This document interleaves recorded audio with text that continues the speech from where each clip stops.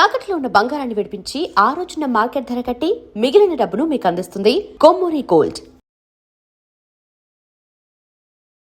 నమస్తే రమగారు. నమస్తే జయ. రమగారు, మనము వరప్రసాదుల కథలు చెప్పుకుంటా ఉన్నాము. ఒక్కొక్కరు ఒక్కొక్క దిక్కును వెళ్తా ఉన్నారు, ఒక్కొక్క సమస్యలు ఇరుక్కుంటా ఉన్నారు కదండి. సుఖాలు, సంతోషాలు, సమస్యలు అన్నీ ఒకదాని వెనకాల ఒకటి వస్తున్నాయి. కోయవాణ్ణి సంహరించి, ఆటవీకుడిని సంహరించి కనకవల్లి ఈ అమ్మాయి ఏం చేసింది, కుక్కను తీసుకుని హేలా నగరాన్ని వెతుక్కుంటూ, హేలాపురిని వెతుక్కుంటూ బయలుదేరింది. మగవేషం వేసుకుని వెళ్ళిపోయింది. మూడోవాడి కథ చెప్పుకుందాం ఇప్పుడు. మూడోవాడు ఎవరు? ఈ వరప్రసాదుల్లో ప్రవరుడు. ఇతను బ్రాహ్మణుని కుమారుడు, పురోహితుని కుమారుడు. ఇతను నడిచి నడిచి బయలుదేరాడు, ఈ చెట్టు ఎక్కాడు. అదే 4వ బ్రాంచ్ ఎక్కాడు కదా, 3వ బ్రాంచ్ మర్రి చెట్టు తాలూకు 3వ శాఖ. ఇక వెళ్ళగా వెళ్ళగా వెళ్ళగా వెళ్ళగా వెళ్ళగా ఒక నిర్జనంగా ఉన్న ఒక అడవి ప్రాంతంలోకి వెళ్ళాడు. వెళ్తే ఆ అడవిలో దొంగలు ఉన్నారు. ఇతని దగ్గర వీళ్ళు గుర్రం వేసుకుని బయలుదేరాడు. గుర్రము, కత్తిడాలు, ఒంటి మీద ఉన్న నగా నాణ్యం, కొంచెం అలంకారాలతో ఉన్నారు కదా వీళ్ళు. ఒక రాజుగారికి దేవతా వస్త్రాలు ఇచ్చి ఆయన దగ్గర నుంచి నగా నట్ర బాగా సంపాదించుకున్నారు వీళ్ళు. ఆ మొత్తం నగలు ఒలిచేసుకున్నారు. ఒలుచుకున్నాక ప్రవర్తన ఇక పోగొట్టుకోవడానికి ఏమీ లేదు, ఒట్టిగా మన ఇంకెవరేం చేస్తారు. అవును, ఇక ఏమీ లేవు, ఆయుధాలతో సహా అన్నీ పోయినాయి. అట్లా నడుచుకుంటూ నడుచుకుంటూ వెళ్ళాడు. మధ్య మధ్యలో దొరికిన కాయా కసురుతున్నాడు, ఏవో ధర్మశాలలు ఉంటే ఎక్కడో చోట భోజనం చేశాడు. చివరికి ఒక నగరాన్ని చేరుకున్నాడు. చేరుకుంటే ఈ నగరంలో ఒక గుర్రపు శాల ఉంది, కోట గోడని ఆనుకుని. ఈ గుర్రపు శాల వాకిట్లో పెద్ద పెద్ద డెక్కేలు అరుగుల్లాగా ఉన్నాయి, టెక్కె అంటారు. ఆ టెక్కె మీద నడుం వాల్చి చూస్తూ ఉంటే అతనికి కోట గోడ మీద నుంచి, అది అంతఃపురం ఏమో అని అనిపించింది, ఒక తాటి నిచ్చెన బయటికి వచ్చింది. అతను అట్లా చూస్తున్నాడు, ఏంటి నిచ్చెనేసారు పైనుంచి అని. ఆ నిచ్చెన మీద నుంచి ఒక 18-19 ఏళ్ళ అమ్మాయి, 17-18 ఏళ్ళు ఉంటాయి, చక్కగా ఉంది దూరం నుంచి చూడడానికే. ఆ తాటి నిచ్చెన మీద నుంచి కోట గోడ మీద నుంచి దిగేసింది. చూస్తూనే ఉన్నాడు. ఇంచుమించుగా అర్ధరాత్రి అయింది, ఒక 12:30 అట్లా అయిపోయింది. ఈ కోటకు చుట్టూతో అక్కడక్కడ దీపాలు ఉన్నాయి, ఆముదం దీపాలు. ఎక్కడి నుంచి అయితే ఈ అమ్మాయి దిగిందో అక్కడ కనుచి ఇక్కటే ఉంది, చిన్న కను వెలుగు ఉంది తప్ప ఎక్కువ వెలుగు లేదు. ఇతనికి ఏమనిపించింది, దీని మించి దిగుతున్న ఈ అమ్మాయి తన వైపే నడిచేస్తున్నట్టుగా తోచింది. ఓకే, చకచక వచ్చేసింది దగ్గరికి, వీపీ తట్టింది, పద వెళ్దామంది. ఏమిటో తెలియలా, ఏం చెయ్యాలి తెలియలేదు. సరే పద అంది కదా, కపుక్కున్న లోపల నుంచి 2 గుర్రాలు చేత్తో పుచ్చుకొచ్చింది. లోపలికి వెళ్ళింది, యువతల కట్టేసున్న 2 గుర్రాలని పట్టుకొచ్చింది. ఎక్కువ వెళ్ళిపోవాలి, సమయం మించిపోతుంది. అది ఈ అబ్బాయి ఎక్కేశాడు, అమ్మాయి ఎక్కేసింది. 2 గుర్రాలు దౌడు తీసుకుంటూ వెళ్ళిపోయింది.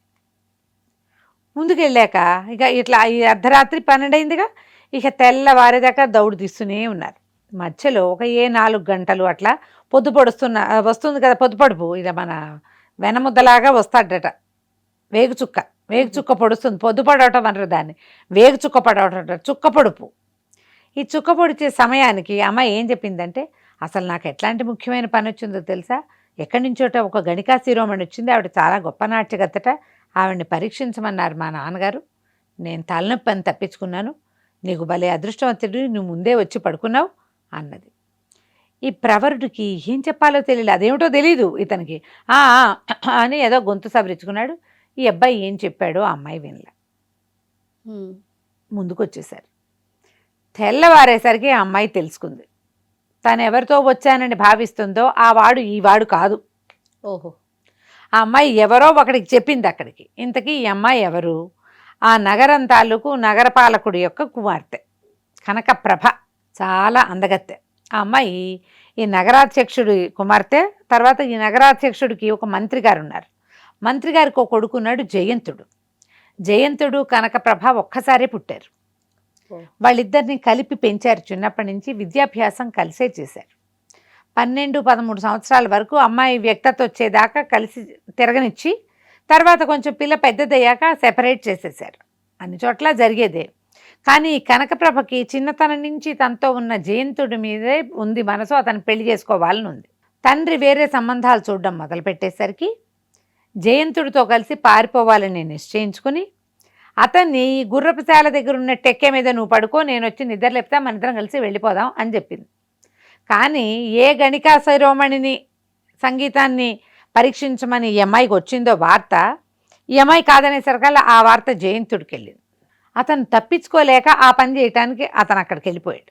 ఓకే. నేను ఇక్కడ కనపడకపోతే కనకప్రభ వెనక్కి వెళ్ళిపోతుంది అనుకున్నాడు. కానీ ఈ జయంతుడి స్థానంలో ఇక్కడ ప్రవరుడు పడుకుని ఉన్నాడు. ఒడ్డు పొడుగు ఒకేలా ఉండేసరికి ఆ అమ్మాయి మోసపోయింది. ఇక ఏం చెప్పాలో తెలియలే. ఏదో పొడి పొడి మాటలతోటి ఈ విషయం చెప్పింది. అవును కాదు అనాలో లేదో తెలియటల్లా. వీళ్ళు లెక్క ప్రకారం ఏమిటి, గుర్రాలు వేసుకుని వచ్చేసి ఒక నౌక ఎక్కి వెళ్ళిపోవాలి అక్కడి నుంచి. ప్లాన్ ప్రకారం నౌక ఎక్కేశారు. ఎక్కితే బాగానే ఉంది, ఇప్పుడు వెనక్కి వెళ్ళాలా? తెల్లవారేసరికల్లా రాణి యువరాణి లేదని తెలిసిపోతుంది. నాదో రాలేదు కాబట్టి ఎవరితోటో వెళ్ళిందని జయంతుడు అనుకుంటాడు, ఎవరితోటో వెళ్ళిపోయిందని ఉన్నవాళ్ళంతా అనుకుంటారు. ఇప్పుడు వెనక్కి వెళ్తే ఆ ఎవడో చెప్పాలి. అవును. ఇక వెనక్కి వెళ్ళే వీల్లేక కనకప్రభ ఇతనితోటే వచ్చేసి ఆ నౌకలో ఆ అమ్మాయి ధనం పట్టుకొచ్చింది, కొంత వాళ్ళకి డబ్బులు ఇచ్చింది. ఇద్దరు నిశ్శబ్దంగా లోపలికి వెళ్ళారు. అవన్నీ ఏర్పరచుకుంది ముందే. ఈ అమ్మాయికి ఒక చిన్న దీని లాంటిది ఇచ్చారు లోపల. ఈ నౌకల్లో గదులు ఉంటాయి కదా, ఇతను కూడా ఆ గదిలోకే ప్రవేశించాడు. అనురూపంగా కనపడుతున్నారు, ఎవరు ఏమీ అనుమానించాల. ఆ నౌకలో ఒక ముసలి బ్రాహ్మణ స్త్రీ కనపడింది వీళ్ళకి. ఆవిడ ఈ అమ్మాయిని చూడంగానే పెద్దింటి పిల్లలే ఉందని ఏదో రెండు మాటలు కలిపి, దిక్కు దివాణం లేదమ్మా, నన్ను చూసుకునే వాళ్ళు ఎవరు లేరు, ఈ ఊళ్ళో ఏముంటానని ఏదో వెళ్దామని ఇట్లా పడవెక్కాను, నన్ను నీతో ఉంచుకో, నీకు అన్నం వండి పెడతా, నీకు పాలు కల్పిస్తా, నీకు జడేస్తానని బతిలాడడం మొదలెట్టింది.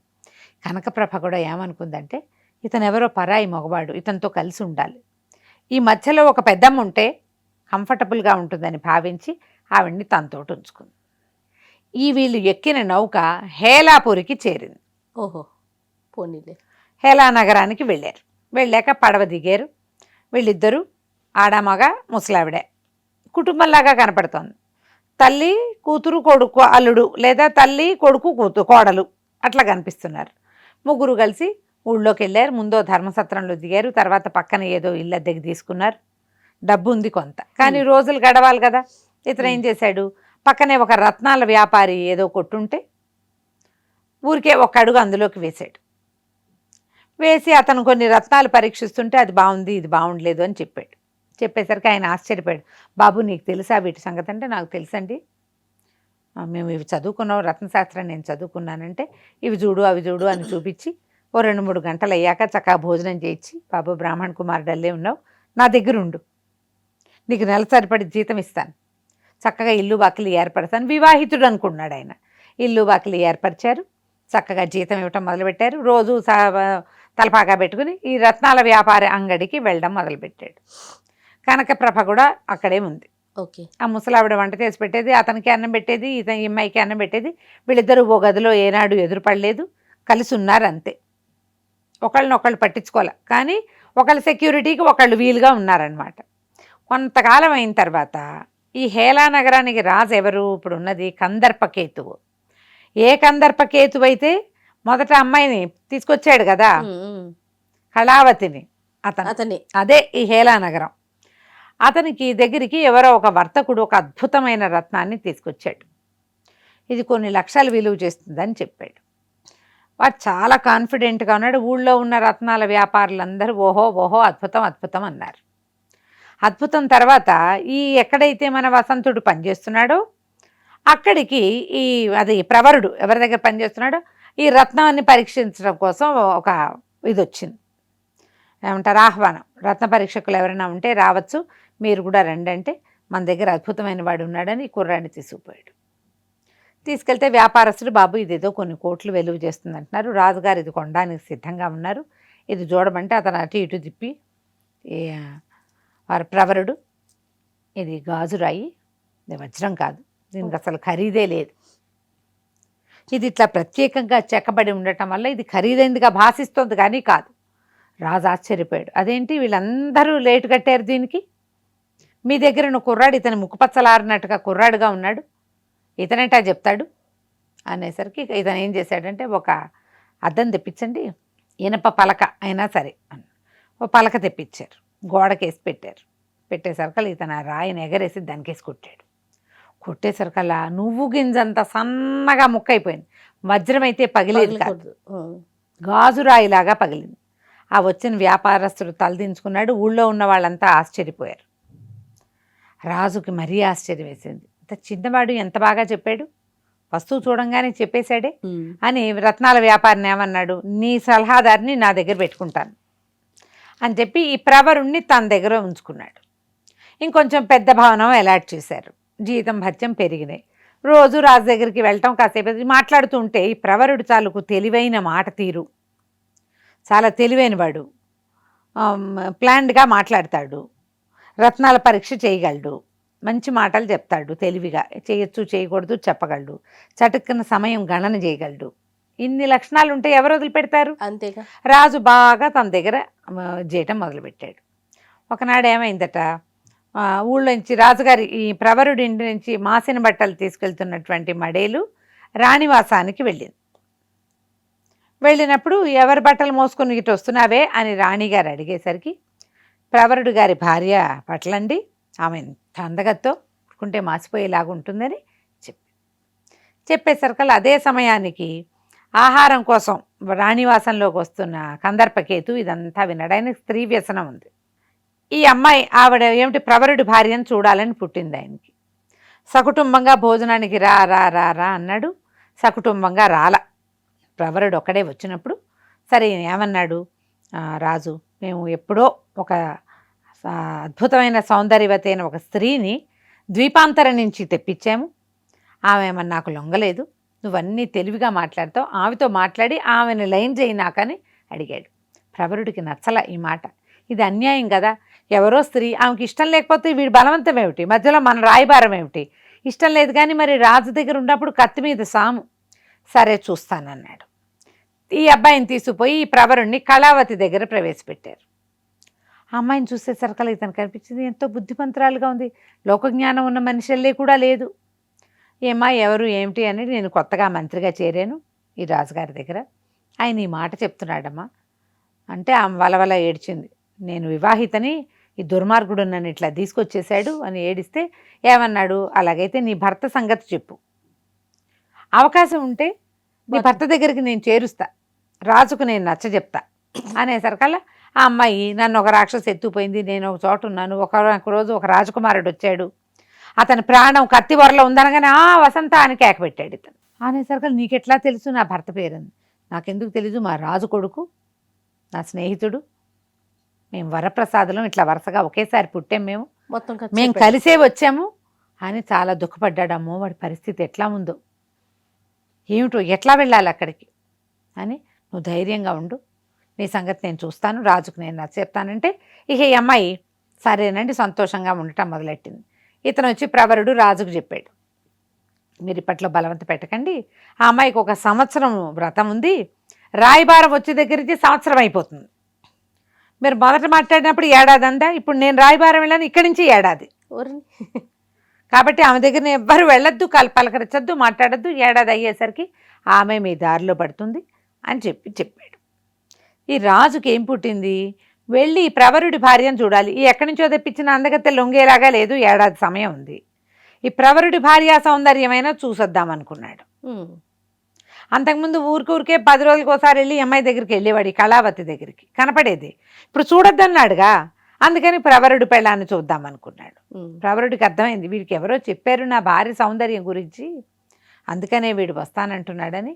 ఇంటికి వెళ్ళి ఆ ఇంట్లో ఒక ముసలావిడ ఉందిగా, ఆవిడకి చెప్పాడు, రాజు భోజనానికి వస్తానని అడుగుతున్నాడు, మరి ఈయన్ని నమ్ముకుని ఉన్నాం ఇక్కడ, ఇదొక ఉద్యోగం, ఏం చేయాలో తెలియటం లేదు, ఈమె చూస్తే నగరాధ్యక్షుడి కుమార్తె అంటే రాకుమారి, పరపురుషుడికి కనిపించమని ఏ రకంగా చెప్పాలో నాకు అర్థం కావటం లేదంటే, కనకప్రభ ఏమందంటే పర్వాలేదు, మా సాటి వారు ఎవరైనా మా దగ్గరకు వచ్చినప్పుడు మా వాడికే, నేను క్షత్రియుడికి ఎదురుపడ్డాను, నాకు తప్పు లేదని చెప్పి రాజును భోజనానికి పిలవమంది.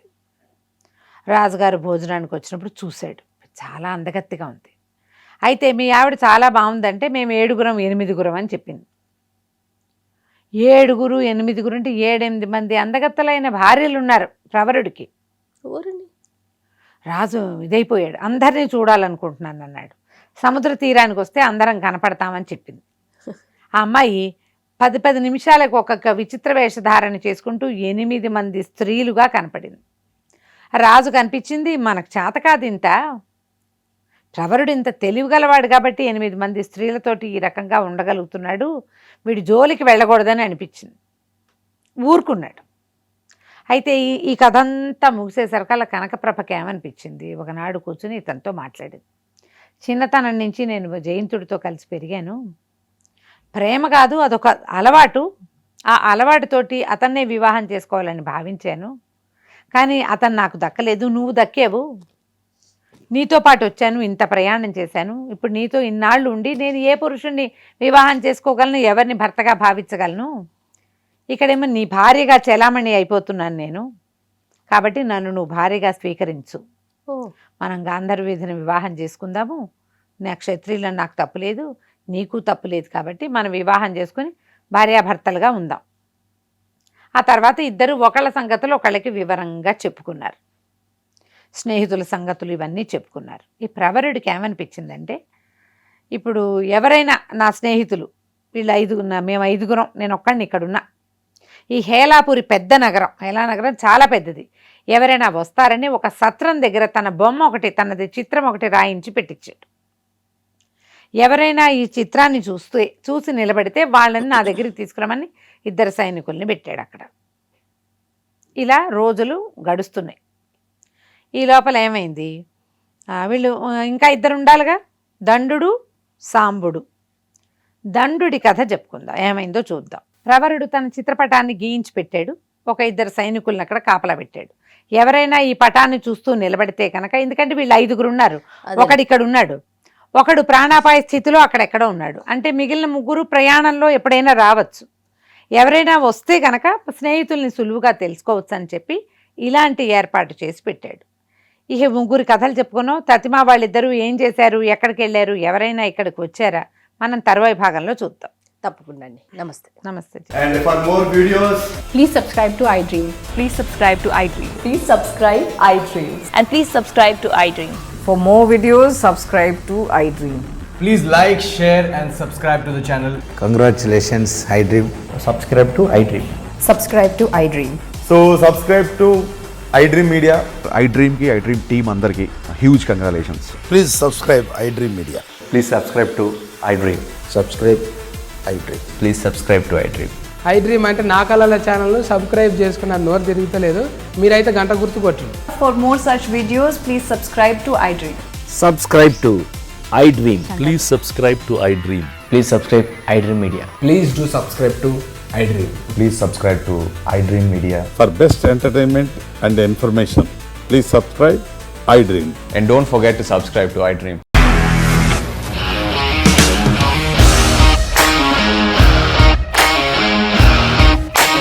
ఇండస్ట్రీలో కమిట్మెంట్ ఇష్యూస్ వస్తే నీకు కూడా వచ్చినట్టు మార్నింగ్ తీసుకెళ్ళాలంటే కొట్టి పడేసాడు.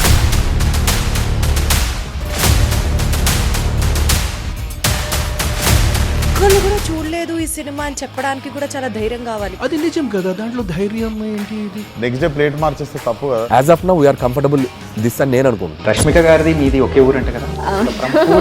నీకు కోపం వచ్చిందంటే బాగా తిట్టేత్తరా? తిట్టేద్దామండి. నిజంగా గేమ్ ని ఎలా చేంజ్ చేయగలిగారు? ఏపీఎస్ఎఫ్సి వాళ్ళకి 6 నెలల్లో నేను 6 లక్షలు కట్టా. బిజినెస్ చేయాలనుకుంటే it is as difficult as riding a tiger.